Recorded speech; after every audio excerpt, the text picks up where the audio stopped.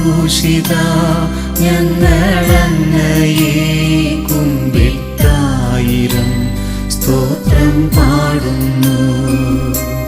ക്രൂശിത ഞങ്ങളങ്ങയെ കുമ്പിട്ടായിരം സ്തോത്രം പാടുന്നു. യേശുനാമത്തിൽ പവിത്രവന്ദനം.